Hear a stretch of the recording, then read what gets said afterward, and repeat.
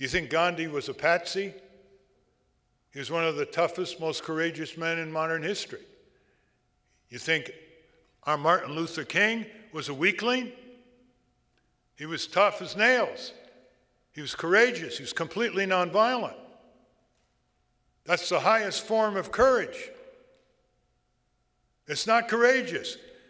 If you've got helicopter gunships, night vision, aircraft carriers with missiles, tanks, armored personnel carrier, the latest in weaponry, and you're shooting up a country whose main opponents are in sandals with aging Kalashnikov rifles, or when they're desperate, suicide belts.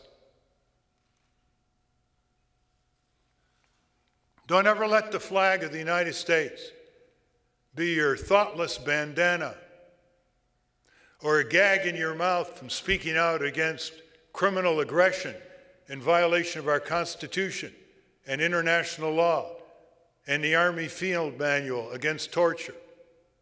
Don't ever let the flag of the United States to be used as a fig leaf to cover the crimes of cowardly politicians who outsource military functions to greedy corporations like Halliburton and Blackwater. You know, imagine these guys running around in sandals, you know, fighting the United States. And that image really, really did kind of disturb me, because if you really do think about it, they are a bunch of like sort of guerrillas with sandals, with these really old rifles that they're still using from the Soviet Union. And it's just, they don't have that much technology. And they are these rebels, and they are fighting against the biggest superpower in the world.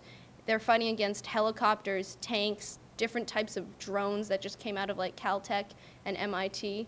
And he was trying to get us to sort of feel from their point of view, their rage, their confusion over, you know, what they did to sort of like deserve all these different attacks, and also like their insecurity. He kept on saying like these people running around in sandals, they don't know when they're going to be blown up by a drone. And that is something that we can't relate to, but you know, that's something that we can actually tragically connect with, because drones are developed at places like Raytheon, and there's a huge Raytheon in Andover, this town. And recently there's been a push by many corporations to end net neutrality, and I was wondering whether you had any opinions on that. Yes, and net neutrality is just what it says. It's very egalitarian. What the companies want to do is stratify. So if you can pay more, you get faster service, they're just beginning with the fine print. You can't believe it. It's like what they do with mortgages, you know.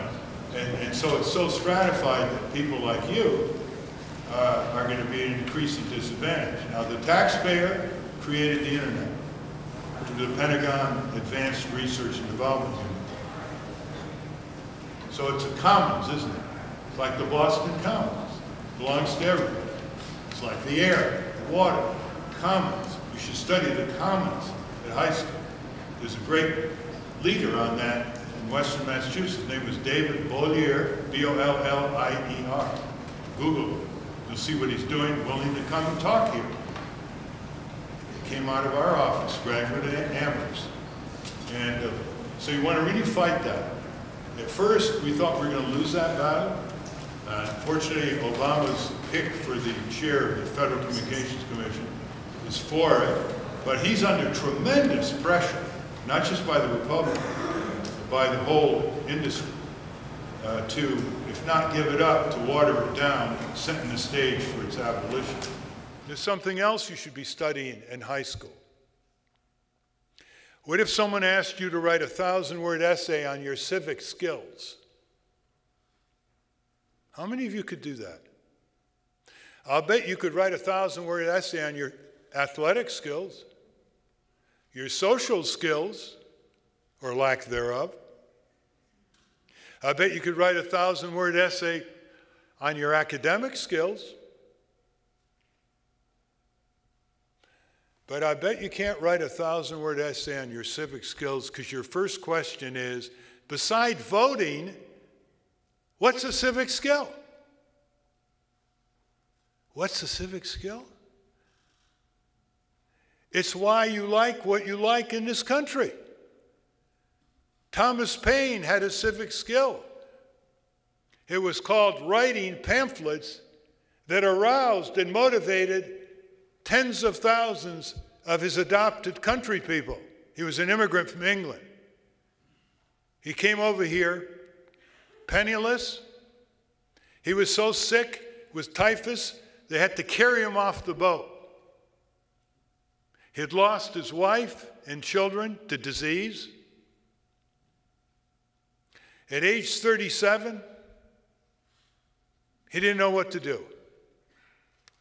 The only thing he had was a letter of recommendation from Benjamin Franklin. And look what he turned into. His words then are relevant to the words that are needed today. He had a civic skill called a pamphleteer. He held the revolutionaries' feet to the fire so they didn't abort the results of the revolution and let the rich take over, what Thomas Jefferson called the moneyed interests. Civic skill? Well, try the 5th grade in Salt Lake City 15 or 17 years ago. A little girl comes to class one day. She says to her teacher, "I just discovered a waste dump 4 blocks away." Other students said, what's this kid talking about? Waste dump? We walk the same area. Make a long story short, she was right. It was a block of land with shrubbery, but it covered a waste dump. So the teacher saw all this activity in the classroom and said to herself, "There's something going on here. It's called interest outside the classroom." So she put them together, and they documented that it was a waste dump. And they got to the mayor's office. Make a long story short, the mayor recognized it was a waste dump, cleaned it up, and the students found themselves before the state legislature testifying for a Superfund Act.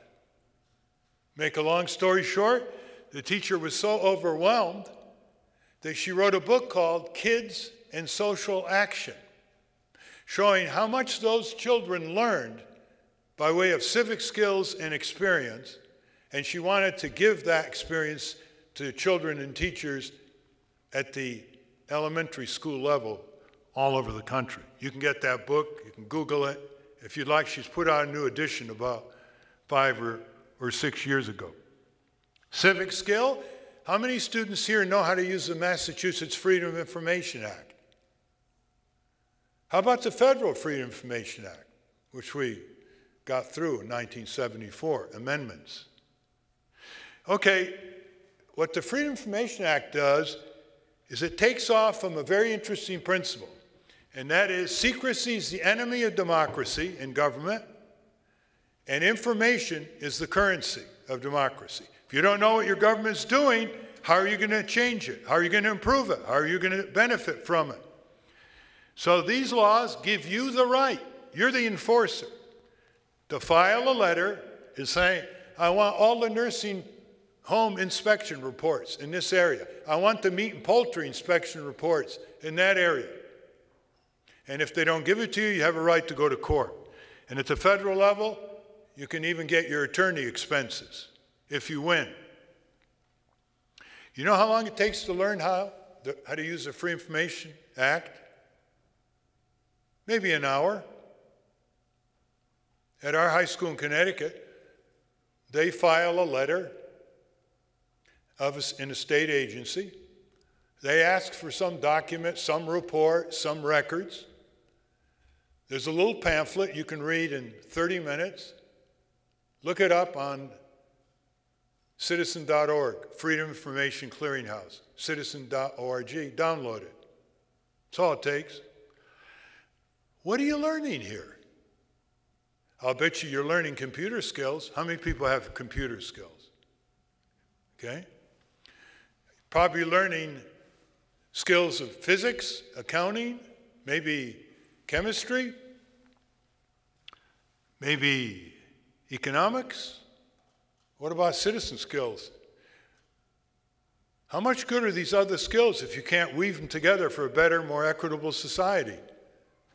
A society doesn't allow U.S. corporations to rise to profits on the backs of American workers, to be bailed out by American taxpayers in Washington when they get in trouble due to mismanagement or corruption, to be saved by the U.S. Marines when these big companies get in trouble in foreign lands. But what's their message back to American workers today?